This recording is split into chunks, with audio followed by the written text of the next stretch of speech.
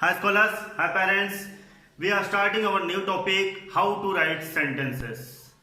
मुझे पता है कि आप लोगों के दिमाग में क्या चल रहा होगा, सर टेंस चालू था अपना और टेंस में आधे में से ये कैसे। तो उसके पीछे भी एक बहुत बड़ा कारण है ना, कारण है वो ये कि हम लोगों ने जो टेंस देख रहे हैं ना हम लोग, जैसे हमारा अभी प्रेजेंट टेंस हुआ उसमें हमने 4 पार्ट देखे और उसके हमने काफी सारे फॉर्मूलेस देखे सेंटेंस बनाने के, है ना, रूल्स जिसे हम लोग कहेंगे। तो वैसे ही रूल्स मैं कुछ लेकर आया हूं। ये काफी सारे बुक्स में से मैंने छाट कर निकाला हूं और उसके फॉर्मूलेस बनाया हूं ताकि आप लोगों तक के अच्छे से पहुंचा सकूं कि किस तरीके से हम लोग सेंटेंस लिख सकते हैं। हमें अगर सेंटेंस लिखना आता है तो हम उसमें टेंसेस डाल सकते हैं, है ना। तो इसीलिए मैंने प्रेजेंट टेंस लिया हूं, उसके बाद में अभी हमारा पास्ट और फ्यूचर बचा है। तो उसके पहले मैंने सोचा हूं कि मेरे पास जो मैंने 20 फॉर्मूलेस जो बनाया हूं रिसर्च करके, यानी कि रिवर्स इंजीनियरिंग, ये फॉर्मूलेस तो नहीं लेकिन इसी तरीके के कुछ सेंटेंसेस मैंने काफी सारी जगह बुक्स में देखा हूं, तो मैंने उसके थ्रू अपने कुछ फॉर्मूलेस तैयार किए हूं। जैसा कि मेरे पुराने स्टूडेंट्स को पता है कि मैं हर एक चीज का फॉर्मूला बेस ही बनाता हूं। फॉर्मूला बेस बनाते हैं तो आसान रहता है। तो इसीलिए ये मैंने कुछ 20 फॉर्मूलेस बनाया हूं। तो इसे हम लोग बारी बारी से देखेंगे और इसके बाद हम कंटिन्यू करेंगे हमारा पास्ट टेंस और फ्यूचर टेंस। हमारा प्रेजेंट टेंस तो हो चुका है तो उसी में का पार्ट समझिए इसे, लेकिन ये थोड़ा सा अलग है। इसमें कॉमनली आ गया प्रेजेंट भी, पास्ट भी, फ्यूचर भी, ठीक है। ये सिर्फ नॉर्मल से फॉर्मूलेज है किस तरीके से हम सेंटेंस लिख सकते हैं, क्योंकि हमें सिर्फ एक ही पता है subject plus verb plus object, है ना। लेकिन वो ऑब्जेक्ट में, सब्जेक्ट में और वर्ब में आगे पीछे और क्या क्या चीजें लग सकती है, ऑब्जेक्ट में ज्यादातर छेड़खानी होती है, यानी कि ऑब्जेक्ट्स में ही हम लोग कुछ न कुछ नया एडिशनल ऐड करते हैं। तो वो हम लोग किस तरीके से और वहाँ क्या क्या चीजें ऐड कर सकते हैं तो वो हमें जानना है। तो इसीलिए हम लोग शुरुआत करते हैं। आज का पहला जो फॉर्मूला है वो है सब्जेक्ट प्लस वर्ब, यानी कर्ता और क्रिया, कर्ता और क्रिया। अब उसके लिए मैंने एक एग्जांपल दिया हूं, बर्ड्स फ्लाई। बर्ड्स यानी सब्जेक्ट, फ्लाई यानी वर्ब। बन गया एक हमारा सेंटेंस, फुल स्टॉप। पंछी उड़े, पंछी उड़े, हो गया सेंटेंस। हमें ऑब्जेक्ट लगाने की जरूरत पड़ी क्या? नहीं। यानी कि कुछ कुछ सेंटेंस ऐसे हैं जो हम सब्जेक्ट और वर्ब यूज करके भी लिख सकते हैं। तो ये उसका जीता जागता उदाहरण है, subject plus verb plus subject complement. अब ये कौन सा है भाई? तो ये है सब्जेक्ट, तो आपको पता है ये कर्ता, वर्ब क्रिया, सब्जेक्ट कॉम्प्लीमेंट यानी कर्ता का कॉम्प्लीमेंट, कर्ता का कॉम्प्लीमेंट यानी कर्ता से रिलेटेड कोई एक ऐसा शब्द है, या तो उसका विस्तार पूर्वक शब्द होगा या तो उसके बारे में कुछ होगा, तो ऐसा ही कुछ, लेकिन सब्जेक्ट के बारे में ही रहेगा उसका ऑब्जेक्ट। तो इसलिए उसको मैंने नाम दिया हूं सब्जेक्ट कॉम्प्लीमेंट। तो उसके लिए एक छोटा सा उदाहरण लिया हूं मैंने, दिस इज अ पेन। अब यहाँ धीस सिर्फ अगर खाली धीस है तो समझ में नहीं आएगा कि व्हाट इज धीस, है ना। जब मैंने आखिरी में पेन लिखा तब समझ में आया, अरे हाँ ये धीस शब्द किसके लिए था? पेन के लिए। आया ना समझ में कि सब्जेक्ट कॉम्प्लीमेंट क्या चीज है?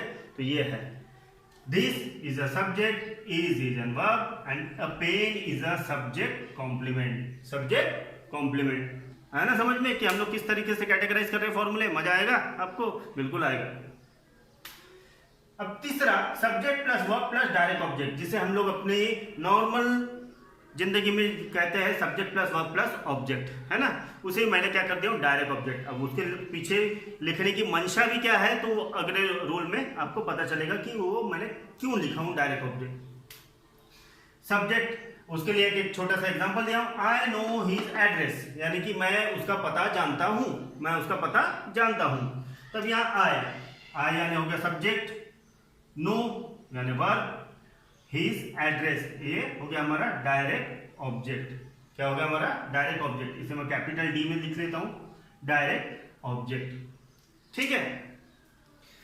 यानी कि subject plus verb plus object, जो हम लोगों का एक नॉर्मली जो फॉर्मूला चलता है सेंटेंस का, उसी तरीके का है, subject plus verb plus direct object. अगर डायरेक्ट ऑब्जेक्ट लिखने के पीछे की मेरी मंशा क्या है वो देखेंगे हम अपने इसके बाद के रूल में कि क्या है।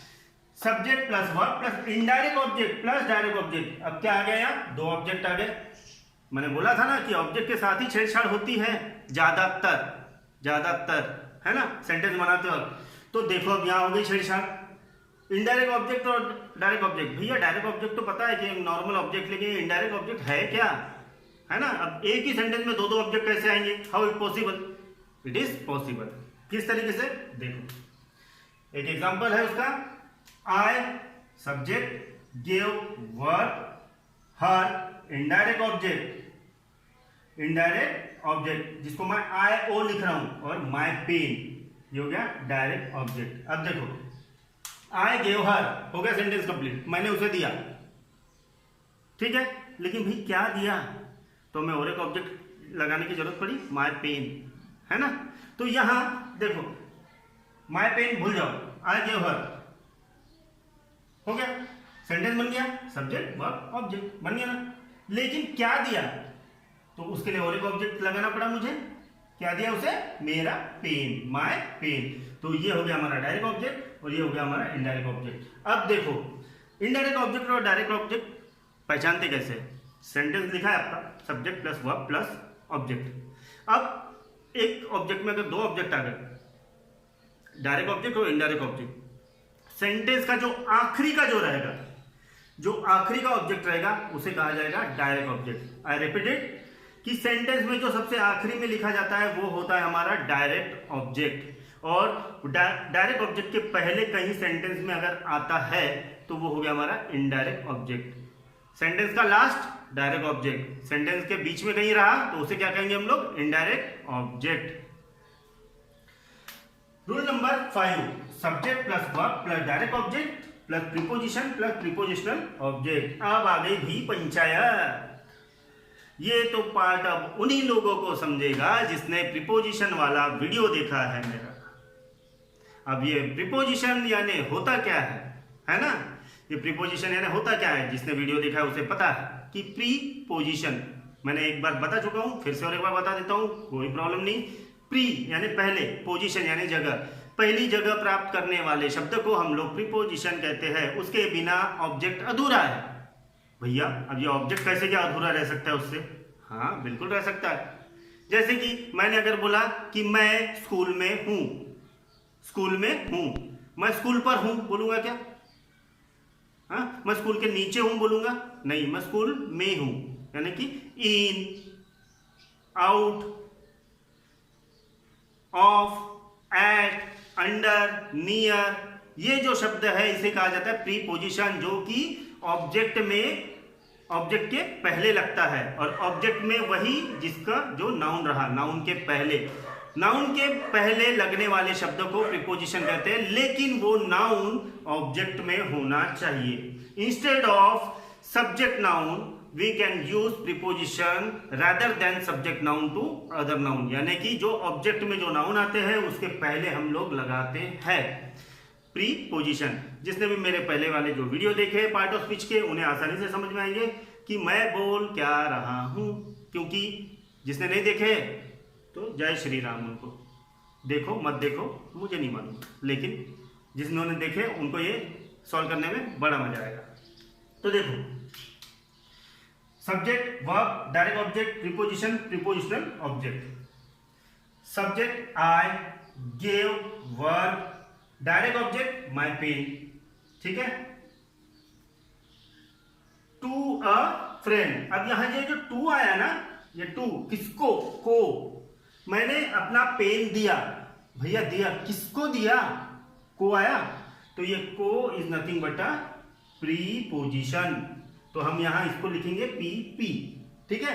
प्रीपोजिशन और फ्रेंड प्रीपोजिशनल ऑब्जेक्ट, मैंने पहली बार बोला था कि प्रीपोजिशन किसके पहले लगता है, ऑब्जेक्ट के, यानी ऑब्जेक्ट में जो नाउन रहा उसके पहले लगता है। तो ये हो गया हमारा अ फ्रेंड प्रीपोजिशनल ऑब्जेक्ट, क्योंकि ये प्रीपोजिशन किसके लिए लगा है, ये प्रीपोजिशनल ऑब्जेक्ट के लिए। तो इसे क्या लिखता हूं मैं, पी ओ, क्या लिखूंगा इसे, पी ओ। आया समझ में। अब छठवा, subject plus verb plus noun pronoun plus adjective. अरे भाई अब तो और ज्यादा सर के ऊपर से पानी जा रहा है। अब ये एडजेक्टिव कहां से आ गया ऑब्जेक्ट में, हमने तो सादा सादा सिंपल सब्जेक्ट वर्ब ऑब्जेक्ट सीखे थे, अब ये एडजेक्टिव कहां से आ गया, बिल्कुल आता है, यही तो खासियत है। इसीलिए तो मैंने कहा था कि मैंने बहुत सारी बुक्स में से निचोड़ कर कुछ फॉर्मूलेज बनाया हूं, ताकि वो उससे आपको अच्छे से सेंटेंस लिखना आए। अब किस तरीके से आता है देखो जरा, उसके लिए एक एग्जांपल है द बॉय। अब ये द बॉय एक लड़का, ये हो गया सब्जेक्ट, पुश्ड, वर्ब, नाउन या प्रोनाउन, दोनों में से कोई एक रहेगा, नाम या तो सर्वनाम। अब मैंने यहाँ नाउन लिया हूं द डोर, ये हो गया हमारा नाउन। ओपन, ओपन हो गया हमारा एडजेक्टिव। लड़के ने दरवाजा खोला, लड़के ने धक्का दिया तो दरवाजा खुल गया। अब वो दरवाजे की स्थिति क्या है, स्थिति क्या है कि वो खुला है ना। तो आगे आखिरी में एडजेक्टिव। तो ये होता है कि ऑब्जेक्ट में हमेशा, ये याद रखिए कि ऑब्जेक्ट में हमेशा नाउन आए ये जरूरी नहीं होता है। ये इसके बाद के भी जो आप फॉर्मूलेज देखेंगे तो आपको बहुत सारे विभिन्न और आश्चर्यचकित करने वाले शब्द मिलेंगे कि भैया ऑब्जेक्ट में हमने आज तक नाउन सुने थे, लेकिन देखिए एडजेक्टिव पधार गए, है ना। तो इस तरीके से हम लोग सेंटेंस बना सकते हैं। तो इस ऐसे ही मेरे पास 20 फॉर्मूले हैं जो कि मैं बारी बारी आप लोगों को समझाऊंगा। मैं ज़्यादा नहीं लूंगा, 5 या 6 रोज के लूंगा ताकि आप लोगों को आसानी से समझ में आ सके। पहला देखे थे subject plus verb, birds fly, पंछी उड़े। दूसरे में देखे थे सब्जेक्ट कॉम्प्लीमेंट वाला, तो यानी कि अपेन से हमें समझ में आ रहा है कि ये धीस किसके लिए लगा है ना, ये हो गया। दूसरा सब्जेक्ट वर्ब डायरेक्ट ऑब्जेक्ट, तो यानी कि सब्जेक्ट वर्ब ऑब्जेक्ट जो नॉर्मली है वो, तो सब्जेक्ट वर्ब ऑब्जेक्ट। अब ये डायरेक्ट ऑब्जेक्ट लगाने की मंशा क्या थी, ये देखो यहाँ आ गया इनडायरेक्ट ऑब्जेक्ट और ये डायरेक्ट ऑब्जेक्ट, है ना। तो subject plus verb plus indirect object और डायरेक्ट ऑब्जेक्ट, तो सब्जेक्ट वर्ब इनडायरेक्ट ऑब्जेक्ट, यानी कि मैंने उसे दिया, ठीक है, लेकिन क्या दिया, माय पेन, तो माय पेन क्या हो गया डायरेक्ट ऑब्जेक्ट, और किसे दिया, उसे, तो ये हो गया हमारा इनडायरेक्ट ऑब्जेक्ट। पांचवा subject plus verb plus direct object plus preposition plus prepositional object. अब देखो I subject gave verb direct object my pen और किसको दिया, दोस्त को, तो ये हो गया हमारा प्रीपोजिशनल ऑब्जेक्ट। लेकिन प्रीपोजिशन कौन सा लगा हमारा यहाँ, TO2। Subject verb noun pronoun plus adjective, है ना, थोड़ा सा चेंज मिला हमें, तो सब्जेक्ट वर्ब, ठीक है। अब ये नाउन प्रोनाउन में से मैंने क्या लिया, नाउन लिया द डोर, और वो डोर की स्थिति क्या थी, ओपन था, क्लोज था, ओपन था, टूटा था, कैसा था, है ना, वो स्थिति बता रहे हैं हम, है ना, तो उसकी विशेषता बता रहे हैं कि क्या था वो, तो इसलिए मैंने क्या लिखा है ओपन, तो ये हो गया एडजेक्टिव, है ना। तो बड़े ही सिंपल तरीके से ये जाएगा अपना फॉर्मूलेस, और किस तरीके से हम लोग लिखेंगे वो डिपेंड करता है इनके फॉर्मूलेस पे। तो आप लोगों को अति आवश्यक ध्यान देने की जरूरत है। ये उन्हीं लोगों के लिए है, ये सभी लोगों के लिए नहीं है। जो लोग कान में रुई डाल के हैं उन लोगों के लिए नहीं है। जो लोग मेरे वीडियोस देख रहे हैं ये उन्हीं के लिए है कि भैया इसे भी उतना ही तवज्जो दीजिए जितने बाकी वीडियोस के लिए आप मेरे दे रहे हो, क्योंकि ये बहुत खास और इम्पोर्टेंट है। क्योंकि ये मैं ऑनलाइन लेता नहीं हूँ किसी के लिए, क्योंकि ये मेरे पर्सनल है, और ये मैं अपने स्पोकन इंग्लिश क्लासेस में लेता हूँ। जो मेरी स्पोकन इंग्लिश की क्लासेस चलती है बच्चों की, तो उसमें मैं लेता हूँ, लेकिन ये आप लोगों तक के मैं लेके आया हूँ। तो आप लोग इसका फायदा उठाइए। तब तक के लिए stay safe, stay at home, protect your family from covid, backward Chinese product totally. जय हिंद।